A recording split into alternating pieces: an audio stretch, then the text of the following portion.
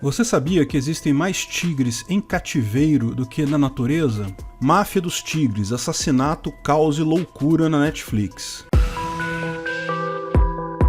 Esse é o Visão Libertária, sua fonte de informações descentralizadas e distribuídas. Esse artigo traz um review do reality show Máfia dos Tigres, ou Tiger King, da Netflix. Não sei se já ouviram falar desse show, mas está bombando na Netflix, em especial nos Estados Unidos. O reality é muito interessante porque, do começo ao fim, você nota uma coisa: como tem gente maluca nesse mundo. Vou dar uma breve introdução sem spoilers para quem ainda não viu. O reality show é uma mistura de surpresas absurdas e loucura sobre a vida de colecionadores e procriadores de animais exóticos em cativeiros particulares, em especial dos grandes felinos, tigres, leões, leopardos, ursos, onças, entre outros. O personagem central dessa história se chama Joe Exotic, ou como eu gosto de chamar, João Exótico. Em suas palavras, ele se define como um caipira homossexual poligâmico de mullets, que anda com um revólver na cintura e tem o maior zoológico privado de grandes felinos nos Estados Unidos. O maior sonho de Joe é ver a sua inimiga morta, Carole Baskin, CEO da Big Cat Rescue,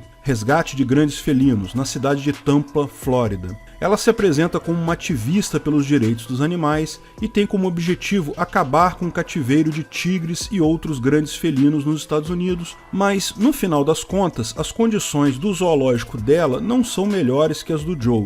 Ou seja, apesar do discurso bonito, ela é só mais um Joe nessa história colecionando animais. Na visão do Joe, ela não tem nada de bom, apenas quer ser mais um zoológico e criador monopolista do setor de grandes felinos, usando as forças estatais e movimentos de proteção animal para controlar todos os tigres dos Estados Unidos. Os dois trocam ameaças, vídeos difamatórios, processos e muitos insultos. E pelo que o reality mostra, esse santuário de felinos da Carole Baskin, que tem apenas uma pequena fração dos tigres do Joe Exotic, trata os animais tão mal quanto todos os outros cativeiros que ela busca eliminar. Acaba usando os animais apenas para propósitos pessoais. Bom, mas para falarmos sobre a visão libertária da coisa, vamos precisar dar spoilers. Até aqui apenas descrevemos a série como já está na sinopse apresentada pela Netflix, mas a partir daqui vai ter spoilers, então esteja avisado. Se não quer ter spoilers, pare o vídeo por aqui, vai lá assistir a série e depois volta aqui.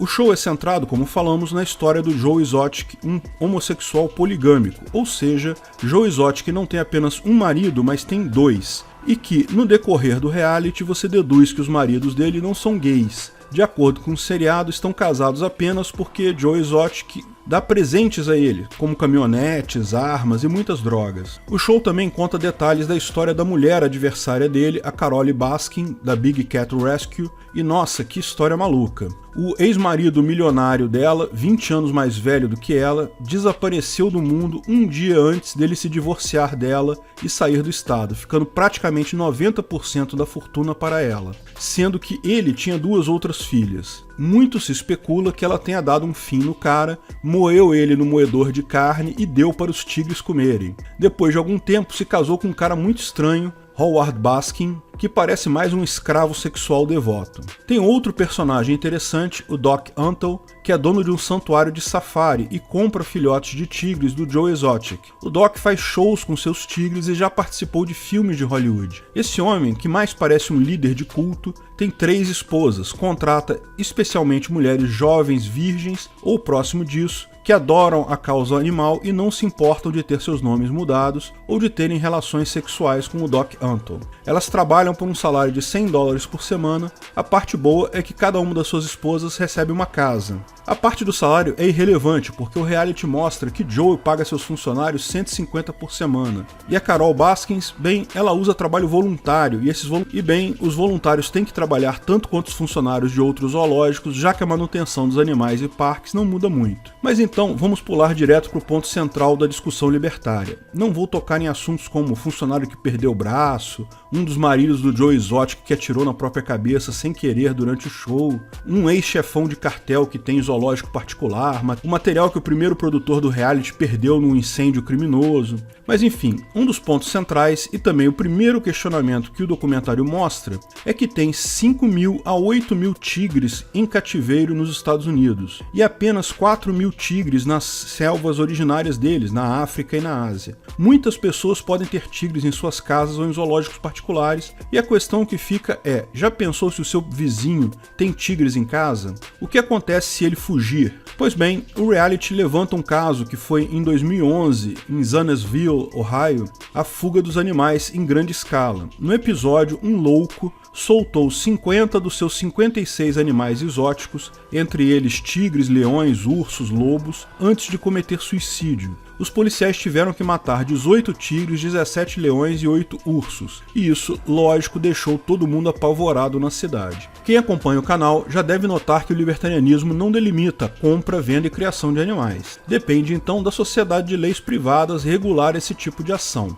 Mas pense bem, você morando em uma sociedade de leis privadas e querer ter uns 10 tigres, então, quando os tigres chegarem, evidentemente seus vizinhos vão estar sob um risco que previamente não existia, uma externalidade negativa, causada pelo risco possível da fuga ou liberação desses tigres. Mas se você tiver os devidos cuidados, tratar os mesmos de uma forma minimamente aceita, pode ter um bom convívio com tigres e com seus vizinhos. Nisso entram as empresas de segurança privada na sua modalidade de fiscalização. Pense bem, como você iria convencer seus vizinhos de que não está praticando ações arriscadas para eles, para evitar eles ficarem levantando ações jurídicas contra você? A forma mais simples é se você tiver um aval de um contrato privado que regulasse os critérios de segurança e controle dos tigres, para garantir um convívio no mínimo decente com seus vizinhos. Voltando para a história de João Exótico, entre ameaças e difamação, ele tem a brilhante ideia de fraudar e criar uma marca em total semelhança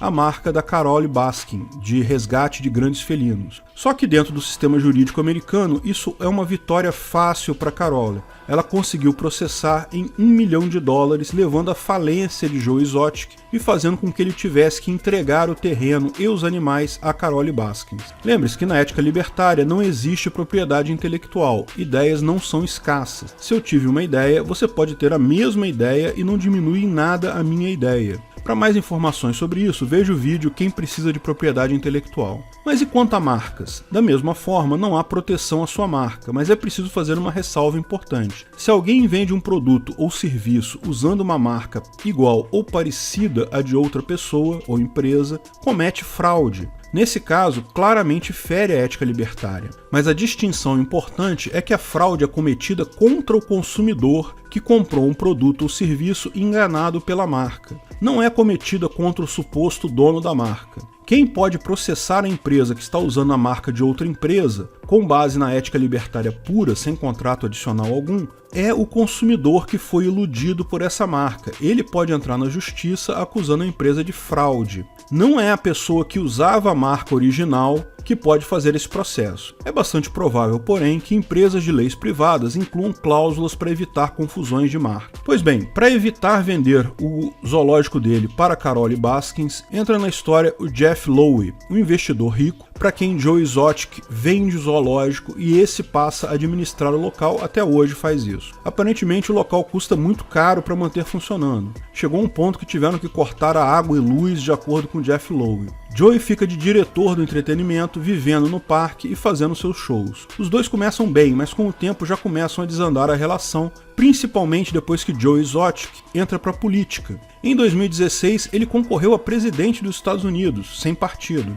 Obviamente perdeu, mas em 2018 concorreu para governador de Oklahoma e até que se saiu bem, dessa vez pelo Partido Libertário. Acabou perdendo foco nos animais e elevando mais ainda sua personalidade narcisista e megalomaníaca. Pior, começou a ficar na mira da Polícia Federal e essa começou a ver todas as ilegalidades conforme a lei americana e começaram a caçar alguém ao redor dele que entregasse todos os seus podres. Nesse tempo, o Jeff Lowe, o homem que comprou o zoológico, armou uma emboscada para se livrar do Joe Exotic, fazendo ele conspirar em assassinar a Carole Baskins. Se isso não fosse suficiente, na internet muitos fãs suspeitam que Jeff Lowe seja o primeiro marido da Carole Baskins. sendo que esse se parece muito com seu ex-marido, mas no final todos se voltaram contra o Joe Exotic, e esse se encontra na prisão condenado a 22 anos. Acusações de tentativa de assassinato, venda de filhotes de animais exóticos controlados, abate ilegal de tigres, maus tratos, financiamento ilegal de campanha política. Pois é, o Joe Exotic concorreu a presidente dos Estados Unidos em 2016, tendo uma campanha sem partido,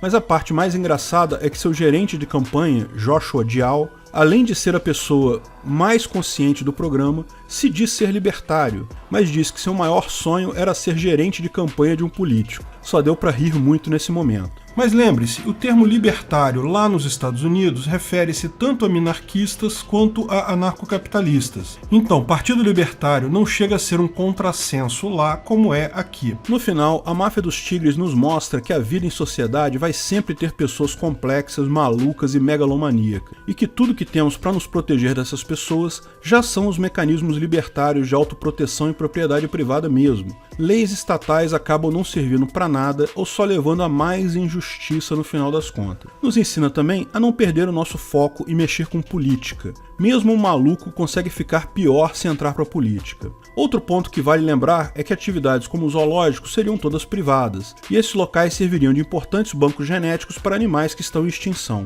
E por fim, se alguém perguntar em uma entrevista de trabalho se você fosse muito rico e puder ter tigre em casas, responda: de jeito nenhum. Obrigado pela audiência. Esse artigo foi sugerido e escrito por Raul RB, revisado, narrado e produzido por Peter Turguniev. Se você gostou desse vídeo, clique no ícone de curtir abaixo e compartilhe o vídeo em suas redes sociais. Se você deseja ser notificado de novos vídeos, clique em inscrever-se e depois no ícone da campainha. Até a próxima!